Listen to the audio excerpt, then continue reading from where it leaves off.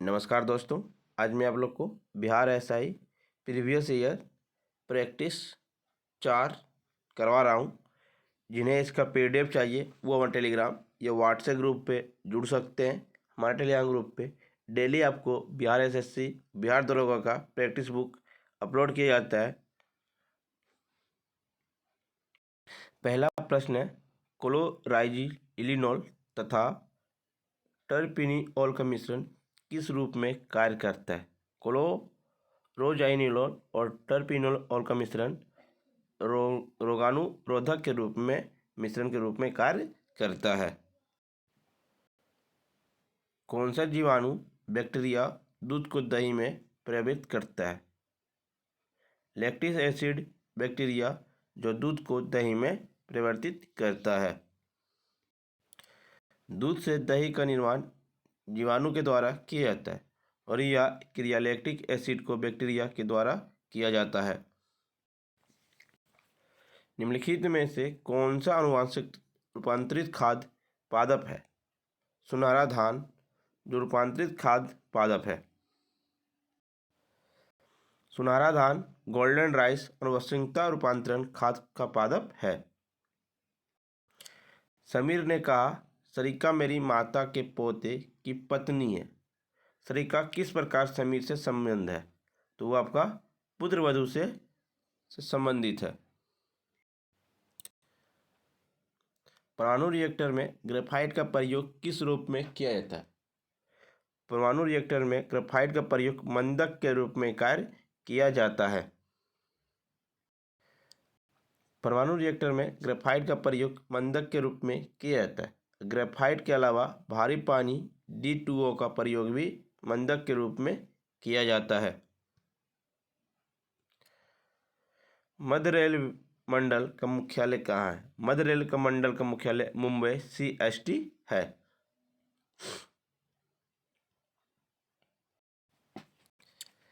Iron की कमी से क्या होता है? तो आयरन की कमी से आपका एनीमिया रोग होता है।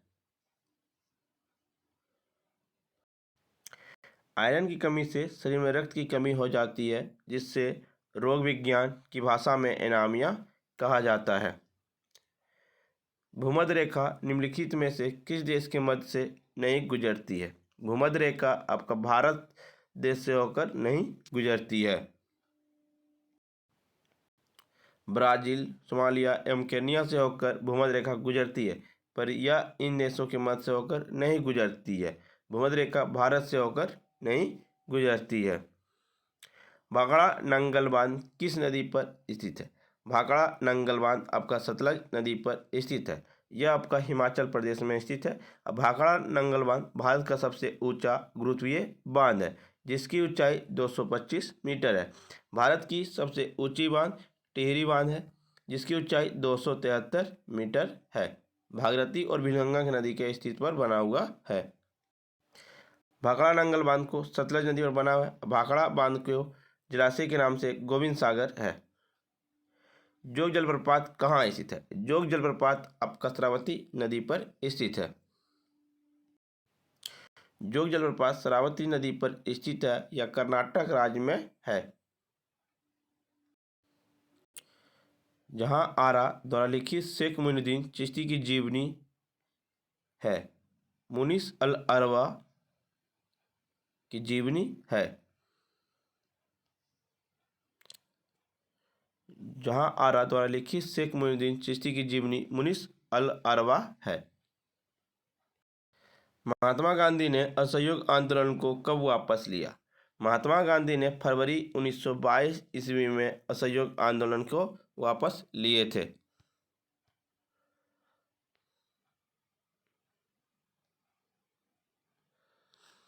महात्मा गांधी ने असहयोग आंदोलन फरवरी 1922 ईस्वी में वापस लिए था और यह आंदोलन 1 अगस्त 1920 को प्रारंभ हुआ था। नामदफा राष्ट्रीय उद्यान कहाँ स्थित है? तो नामदफा राष्ट्रीय उद्यान आपका अरुणाचल प्रदेश में स्थित है। नामदफा राष्ट्रीय उद्यान अरुणाचल प्रदेश में स्थित है। इसकी स्थापना वर्ष 1983 में हुई थी। यह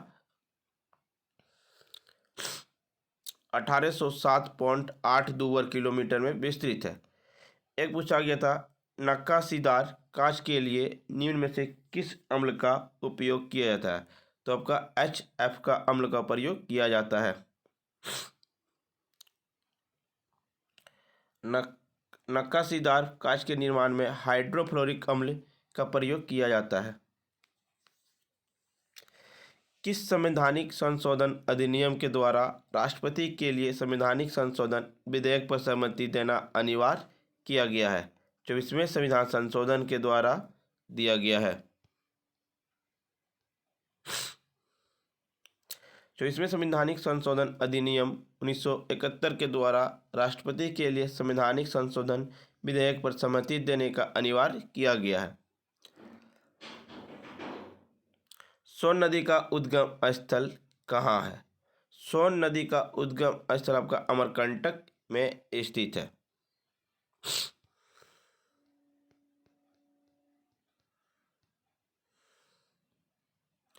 सोन नदी का उद्गम स्थल अमरकंटक पहाड़ियाँ हैं। सोन गंगा की एक महत्वपूर्ण सहायक नदी है।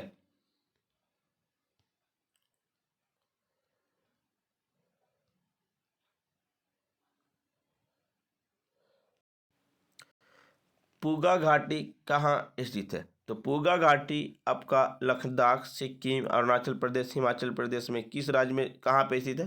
तो आपका लद्दाख में स्थित है। पूगा घाटी लद्दाख में स्थित है। यह भूतापीय ऊर्जा के लिए प्रसिद्ध है। कौन सा जनपद 6ठी तथा 4थी शताब्दी ईसा पूर्व के मध्य सबसे शक्तिशाली महाजनपद थी? तो आपका मगध जहाँ जनपद जो 6ठी से 4थी शताब्दी ईसा पूर्व में सबसे शक्तिशाली महाजनपद थी। 16 महाजनपदों में सबसे शक्तिशाली महाजनपद आपका मगध महाजनपद थी। मगध जनपद 6ठी से 4थी शताब्दी ईसा पूर्व के मध्य सबसे शक्तिशाली महाजनपद बना। आगे चलकर मगध मौर्य साम्राज्य के रूप में परिणत हो गया।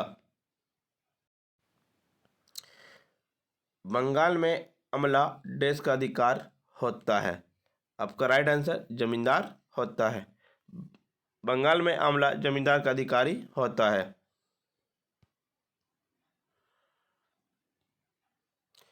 मुर्रा नस्ल है किसकी? तो मुर्रा नस्ल आपका जो है भैंस की है। मुर्रा भैंस की नस्ल है। यह मुख्यतः हरियाणा एवं पंजाब में से संबंधित है। 1946 में भारत आय कैबिनेट मिशन में कितने सदस्य थे? 1946 में भारत आय कैबिनेट मिशन में 3 सदस्य थे। वर्ष 1946 में भारत आय कैबिनेट मिशन में 3 सदस्य थे। ये थे पेंथ लॉरेंस, स्टेफर्ड क्रिप्सन, एवी अलेक्जेंडर। निम्नलिखित में से कौन सा अकबर के काल का भूमि का वर्गीकरण नहीं था? तो आपका पोलोज था, फरोती था, बंजर था, लेकिन जरीब नहीं था। इसका राइट आंसर डी हो जाएगा।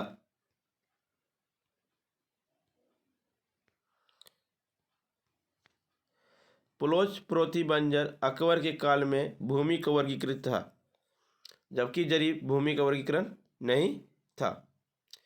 जैन धर्म का 23वां तीर्थंकर कौन थे? ऋषभदेव प्रथम तीर्थंकर थे। पार्श्वनाथ 23वें तीर्थंकर थे। जैन धर्म के 23वें तीर्थंकर पार्श्वनाथ थे।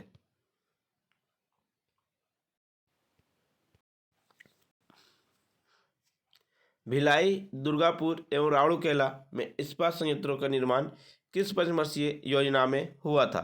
तो आपका द्वितीय पंचवर्षीय योजना में स्थापित हुआ। तीसरी पंचवर्षीय योजना में आपका बोकारो स्टील प्लांट को स्थापना किया गया था। भिलाई, दुर्गापुर एवं राउरकेला में इस्पात संयंत्रों का निर्माण द्वितीय पंचवर्षीय योजना में हुआ था। भिलाई छत्तीसगढ़ में है, दुर्गापुर पश्चिम बंगाल में और राउरकेला उड़ीसा में स्थित है। निम्न में से कौन सी धातु केवल पराबैंगनी तरंगों की प्रक्रिया पर अपने पृष्ठ से इलेक्ट्रॉन उत्सर्जित करती है? तो वह आपका जिंक, जो केवल पराबैंगनी तरंगों को प्रतिक्रिया पर अपने पृष्ठ से इलेक्ट्रॉन उत्सर्जित करती है। जिंक धातु पर जब पराबैंगनी तरंगों की प्रतिक्रिया होती है तो जिंक के पृष्ठ से इलेक्ट्रॉन का उत्सर्जन होता है। इसे तापीय उत्सर्जन कहते हैं। फ्रेंड्स, वीडियो पसंद आ रही हो तो लाइक, शेयर, सब्सक्राइब जरूर करें।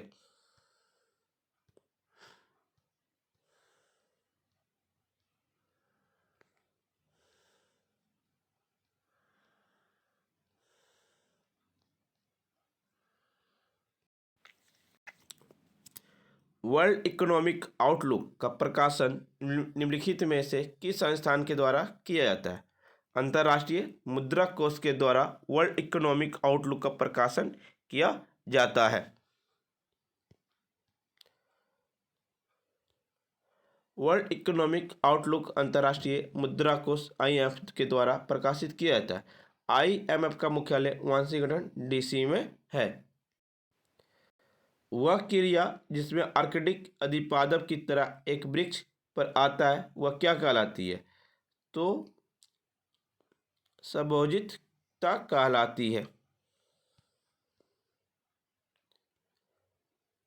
आर्कटिक अधिपादप की तरह किसी वृक्ष पर उगाना संभोजिता का उदाहरण है। संभोजिता में एक जाति को तो लाभ होता है लेकिन दूसरे जाति को ना लाभ होता है ना हानि होता है। प्राचीन भारत में वनवासी किस नाम से जाने जाते थे?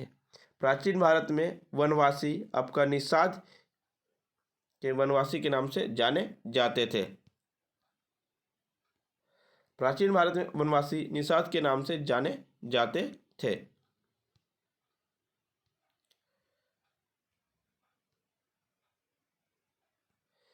भारत के निम्नलिखित राज्यों में से किसमें डेमसा दर्रा स्थित है?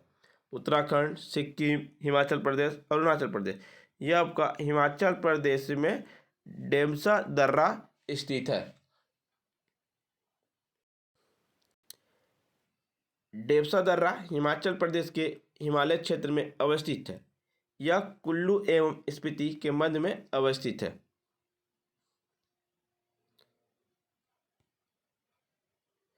निम्नलिखित में से किस पादप का परागण एलर्जी कारक है? तो आपका परागण एलर्जी पार्थेनियम में है। पार्थेनियम एक परागण एलर्जी के कारक पौधा है। निम्नलिखित में से कौन सा जाइलम का भाग नहीं है? आपका जाइलम का भाग चालनी नलिका नहीं है। जाइलम पौधे में उपस्थित एक संबंध उत्तक है जिसका कार्य जल व खनिज पदार्थ का संबंध करना होता है। इसके निम्न भाग होते हैं वाहिनिकाएं, वाहिका, तंतु तथा चौथा मृदुता। अतः चालनी नलिका जाइलम का भाग न होकर फ्लोएम का भाग होता है।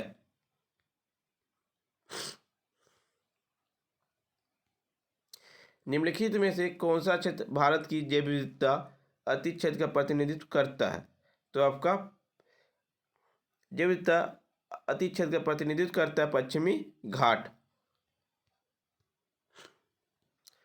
उपयुक्त विकल्प में पश्चिमी घाट क्षेत्र भारत की विविधता अति क्षेत्र का प्रतिनिधित्व करता है।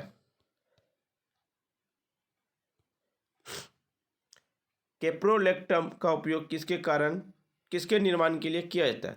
कैप्रोलेक्टम का उपयोग आपका नायलॉन 6 के लिए प्रयोग किया जाता है। कैप्रोलेक्टम का उपयोग नायलॉन 6 के निर्माण में किया जाता है। स्वेथेलिंग कप किस खेल से संबंधित है? स्वेथेलिंग कप आपका टेबल टेनिस से संबंधित है।